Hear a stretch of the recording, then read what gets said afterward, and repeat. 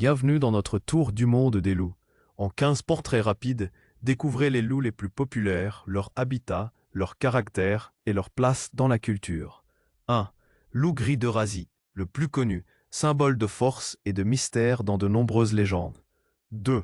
Loup gris d'Amérique, souvent étudié pour ses comportements sociaux et ses meutes organisées. 3.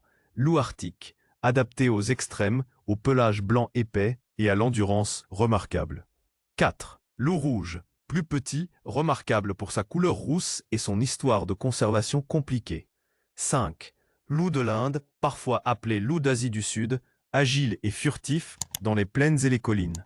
6. Loup éthiopien, loup unique d'Afrique, avec des traits particuliers et une distribution limitée. 7. Loup mexicain, l'une des sous-espèces les plus menacées, objet de programme de réintroduction. 8. Lobo, nom hispanique affectueux pour le loup. Présent dans les cultures d'Amérique latine. 9. Loup des Balkans, robuste et endurant, présent dans des forêts montagneuses et des vallées. 10. Loup oriental ou loup de l'Est, parfois considéré comme hybride entre le loup gris et d'autres canidés. 11. Loup coyote hybride, connu sous le nom de coy wolf, un exemple d'adaptation dans les zones urbaines. 12. Loup canadien, symbole sauvage du Grand Nord, souvent photographié dans les paysages enneigés. 13. Loup scandinave, au rôle important dans la culture nordique et les mythes anciens.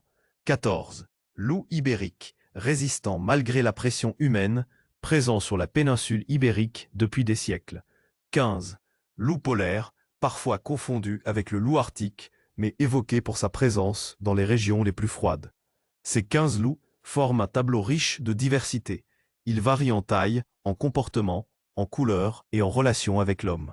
Certains bénéficient de programmes de protection, d'autres font face à la disparition de leur habitat.